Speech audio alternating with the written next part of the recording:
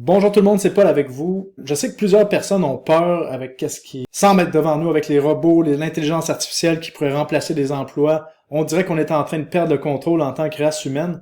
Mais là, dans cette vidéo, j'aimerais vous montrer 5 façons, en tout cas personnellement selon moi, qui permettent de faire de l'argent et de réussir dans un monde où est-ce que les robots et l'intelligence artificielle s'en viennent. Et ça, c'est inévitable. Comme vous l'avez vu dans ma vidéo juste ici, où est-ce que je vous présentais vraiment les robots humanoïdes qui pour moi est une opportunité pour faire une fortune si on sait dans quoi investir, mais c'est inévitable. On sait qu'en 2050-2060, il va y avoir au moins 1 milliard de robots humanoïdes. Et là, on voit les robots taxis qui s'en viennent dans quelques mois, qui vont être complètement autonomes, qui vont changer la façon dont on conçoit c'est quoi un automobile. Donc, ça va être possible d'avoir enfin un auto qui nous génère de l'argent plutôt qu'un auto qui est une dépense. Donc, et ça va éliminer des centaines d'emplois, des chauffeurs de taxi, des Uber. Vraiment, là, le monde est en train de changer. Et c'est le temps vraiment de se poser les questions par rapport à tout ça. Donc, je vous rappelle encore une fois que je suis pas conseiller financier, je ne suis qu'un gars dans son bureau qui vous parle des secteurs d'avenir, parce que pour moi, je pense que cette vidéo-là est importante. Et là, il y a beaucoup de peur par rapport à ce secteur-là, mais je vous le dis, l'histoire récompense pas les gens qui ont peur des révolutions ou qui sont peureux. L'histoire récompense les gens qui prennent action et qui sont capables de comprendre les révolutions et ensuite de bien se positionner avec le vent dans le dos. Donc, vous le savez, dans la vie, nous les humains, on a 3 ressources principales.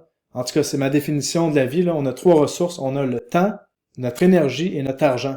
Et dans cette vidéo-ci, je vais vous montrer où est-ce qu'on peut placer chacune de nos ressources pour réussir dans un monde où est-ce que les robots et l'intelligence artificielle s'en viennent. Et pour vous situer en termes d'investissement, si on parle vraiment d'investissement pur, au niveau des robots et de l'intelligence artificielle, je pense que si on investit dans certaines compagnies, c'est comme investir dans Bitcoin ou dans les cryptos en 2013 là, à peu près. Donc, là, le premier point qui est important ici, là, c'est que faut pas être quelqu'un qui prévoit la fin du monde à chaque 10 minutes, là, comme on voit dans les médias de masse, les médias sociaux. Il y a toujours quelque chose pour nous faire peur, pour nous dire « tu vas perdre ton emploi, tu n'es pas important ». Donc, il y a ça, ou d'un autre côté, les gens qui vous mettent une pression incroyable. Tu dois apprendre l'intelligence artificielle, sinon tu vas tout perdre.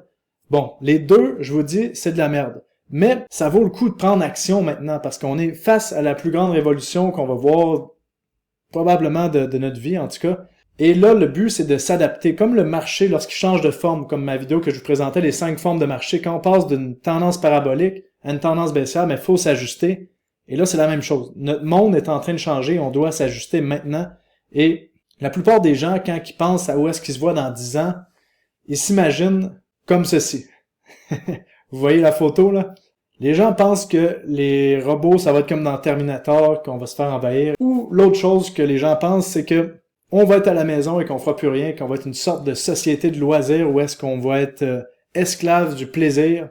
Je pense que ça va être ni un ni l'autre, là. Puis de toute façon, même si les robots décident de prendre le contrôle, de nous envahir et de tout tuer les humains, ben, même si on a eu peur, ça sert à rien. Donc, comme on dit dans l'histoire, les peureux meurent 1000 fois alors que les gens courageux meurent juste une fois. J'aime mieux être dans les gens courageux et être optimiste pour l'avenir et au moins surfer cette tendance-là.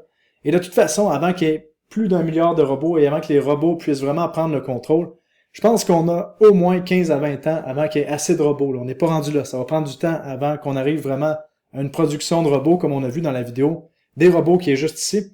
Donc, on évite le contenu qui crée de la peur et de la panique. Ça, c'est l'étape numéro 1 pour prendre en contrôle son énergie et en plus, ça va vous sauver du temps. Donc, qu'est-ce qui arrive devant nous? Pourquoi est-ce que je suis en train de vous faire cette vidéo-là? Là? Ben, c'est parce que on va vivre un des plus gros changements qu'on a jamais vécu. Vous le savez, c'est pas la première fois que l'humanité vit ce genre de changement. Quand c'était le temps de l'agriculture, il y avait 80% des humains qui travaillaient en agriculture. Il est arrivé toute la mécanisation avec tous les tracteurs et ça a fait en sorte que oui, il y a beaucoup moins d'humains qui travaillent dans l'agriculture. C'est plus efficace. Les humains sont allés ailleurs pour travailler dans autre chose. Bon, je pense qu'on réussit toujours à s'adapter comme race. C'est ce qui va arriver avec l'intelligence artificielle et les robots. Les humains vont trouver d'autres choses à faire et on va en parler dans la vidéo. Mais ce qui est important de comprendre, c'est que on doit déjà penser aux autres choses. Et là, qu'est-ce qui s'en vient dans les prochains mois? Ben, c'est les robots taxis, comme on voit ici, avec Tesla. Dans les prochains mois, ça va être possible que, par exemple, on s'achète une voiture Tesla qui va avoir la conduite autonome 100% activée. Qu'est-ce que ça veut dire? C'est que on se fait conduire où est-ce qu'on veut, mais pour la première fois de notre vie, notre voiture peut devenir un actif. Donc, qu'est-ce que ça veut dire? C'est que je pourrais m'acheter une flotte de 10 Tesla, par exemple, et quand j'utilise pas ma voiture, ben, la voiture fait des transports pour des gens comme un Uber, mais automatisé, et il y a possibilité de générer un cash flow avec sa voiture. Bon, est-ce que ça va vraiment payer? Je le sais pas. Mais chose sûre, c'est que ça va être plus payant que de rien faire avec une auto qui reste dans notre cour. Et ça amène à réfléchir quand même à plusieurs choses, parce qu'on sait qu'il va y avoir des millions de voitures autonomes.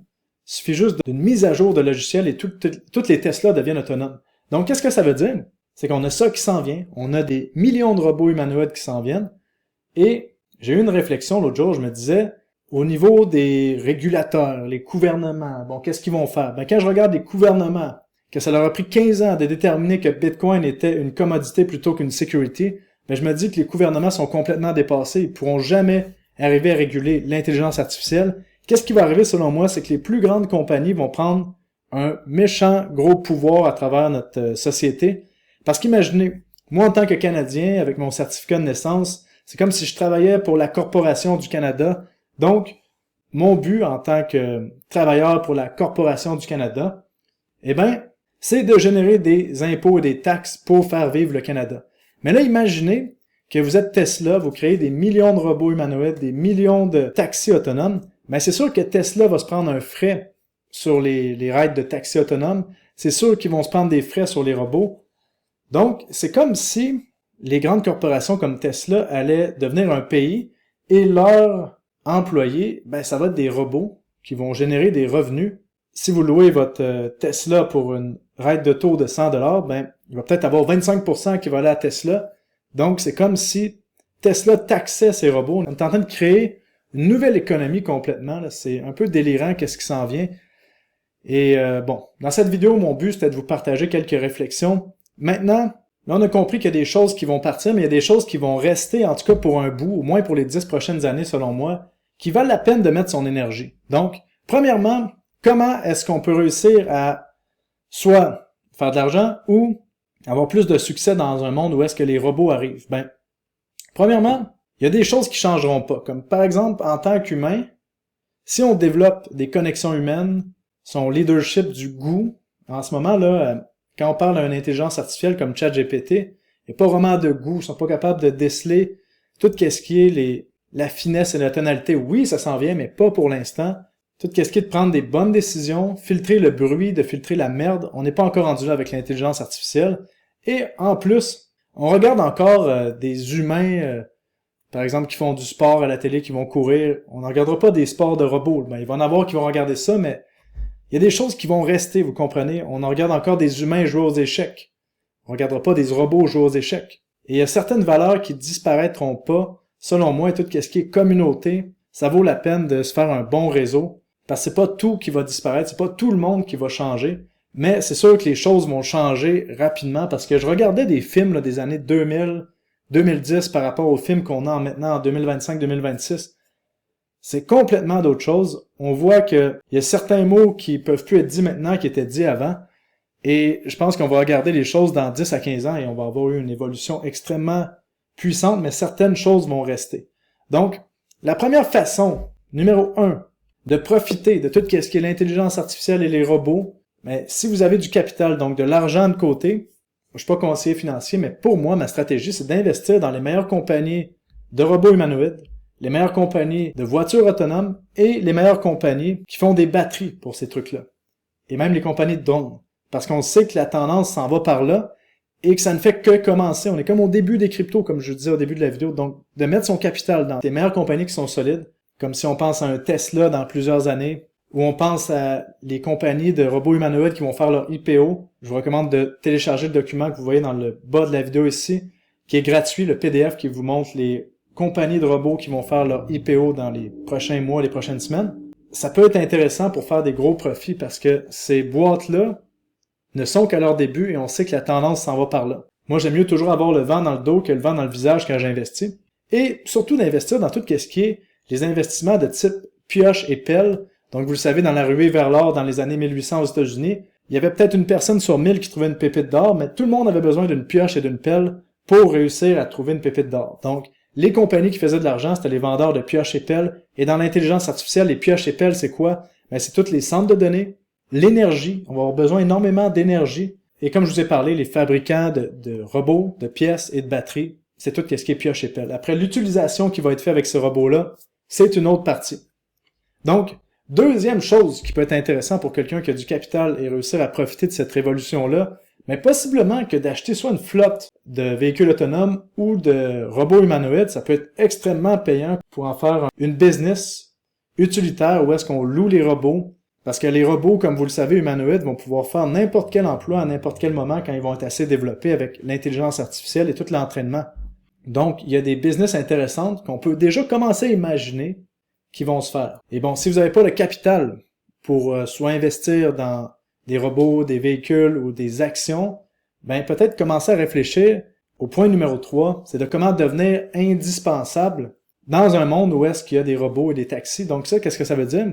Ben, en ce moment, ça veut dire une chose et plus tard, ça va vouloir dire une autre chose. Pour l'instant, je vous dirais que déjà de comprendre comment fonctionnent certains outils IA peut vous rendre indispensable pour des gens qui sont pas capables ou n'ont pas le temps de comprendre comment intégrer l'IA, par exemple, dans leur entreprise ou d'automatiser des processus.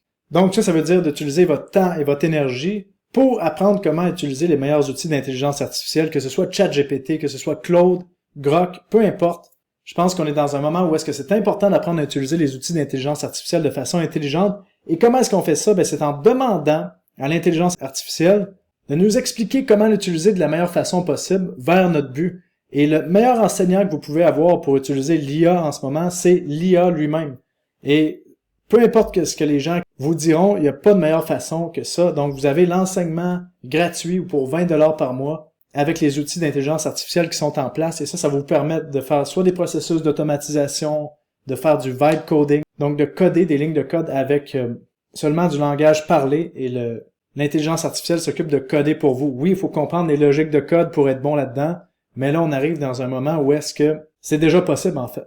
Donc, l'intelligence artificielle avance à une vitesse qui est complètement folle, et les gens qui sont capables de bien l'utiliser et de mieux l'utiliser que la plupart des gens vont s'en sortir en ce moment. En tout cas, je pense pour les 5 à 10 prochaines années, d'être capable de bien utiliser les intelligences artificielles avant que les intelligences artificielles deviennent trop grosses et autonomes. Il y a de l'argent à faire avec ça. Maintenant, quatrième truc qui va être important, je pense que c'est tout ce qui est les marques. Vous le savez, d'avoir son branding. Maintenant, on est dans un ère où est-ce que faire du contenu IA, ça coûte rien.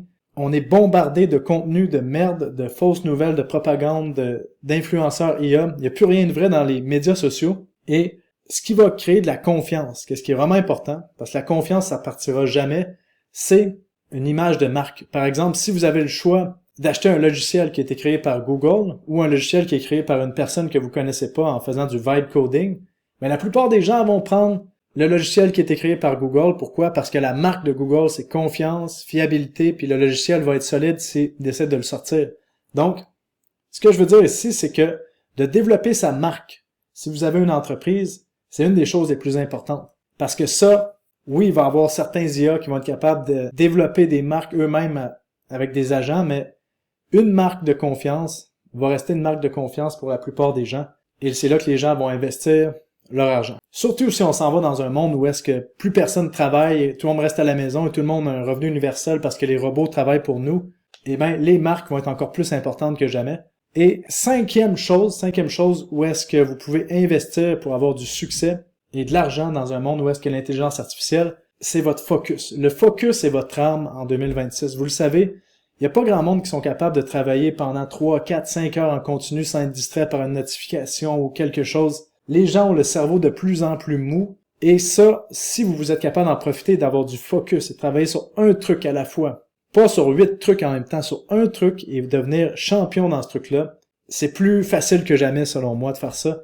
Et je vous le dis, l'important, c'est de focuser sur une chose et pas sur 8 choses en même temps. Comme par exemple, les gens qui se vendent d'avoir 7 ou 8 business en même temps, mais d'habitude, il n'y a aucune business qui fait vraiment de l'argent. Donc, c'est important d'avoir son focus sur un truc à la fois parce que je me souviens quand je faisais du triathlon et que je suis devenu dans les meilleurs au Québec, j'avais mon focus pendant 10 ans sur le triathlon. Je faisais que ça, pas d'autres sports, pas de trucs pour me blesser. J'étais focus sur le triathlon, la nutrition, les entraînements, le sommeil. Parce que ce serait illusoire de croire que si vous faites 2 choses en même temps, vous allez être meilleur qu'une personne qui fait une chose. Et je me souviens quand je faisais du triathlon, il y avait des dizaines de gars qui faisaient aussi que du triathlon. Donc si je me mettais à faire du triathlon et par exemple du CrossFit, eh ben j'allais jamais gagner de course. Donc C'est la même chose si vous voulez faire quelque chose de bon avec les outils IA ou peu importe ce que vous faites dans votre vie. Le focus, c'est important. C'est plus important que jamais dans un monde où est-ce qu'on va avoir du bombardement de distractions par l'intelligence artificielle, les contenus vides.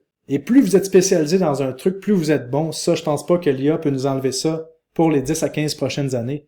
Donc, c'est pour ça que le focus est notre arme. Donc, en résumé, ce que je peux vous dire ici, c'est que on voit la direction est claire. En tout cas, quand je regarde les choses, le vent s'en va par là.